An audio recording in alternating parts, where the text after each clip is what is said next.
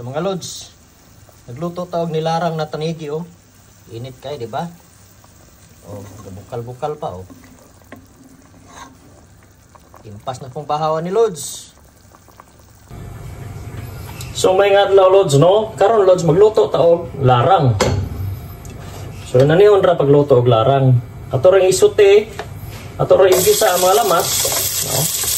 Sibuyas, luya.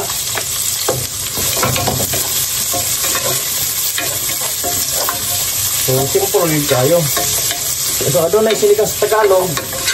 So ang mga Bisaya aduna po'y larang. Ito lang dahil isunod ang kamatis.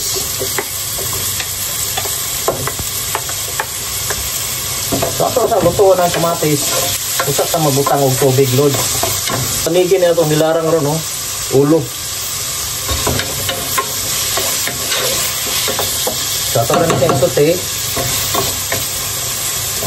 So ato rin siyang bulaton nga maluto ang iyang kamatis.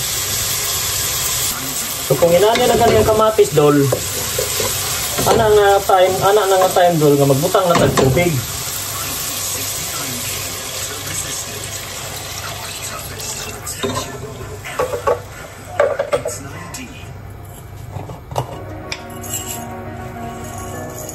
Magbutang na din ta og pamintang buo.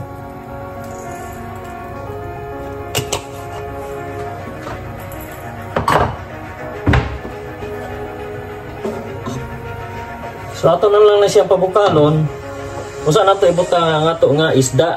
So atong takluban para dali mabukal. So bukal na siya lods. Karon ato na ibutang ang isda.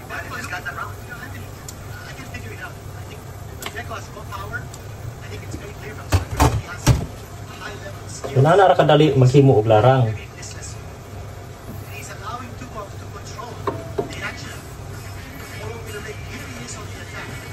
So ato na siya taklubag balik para mabukal. So unya ato na siyang timplahan. Dayon luto na atong larang.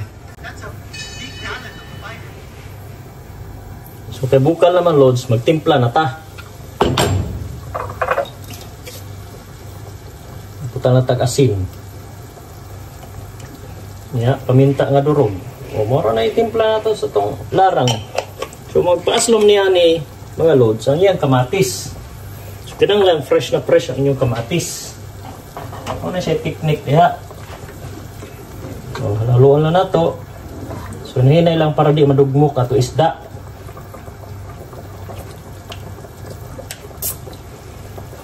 So takluban na itong balik. Lutuan pa na itong kamay. Ito duman na. So luto na niya itong nilarang na tanigi lods. So karon ang last na ito ibutang ana is dahon sa sibuyas. Kani oh. Oh.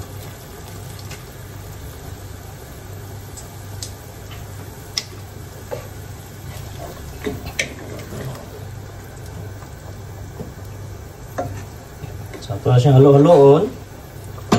So luto na ang ato ang nilarang na tanigi. Nga una ta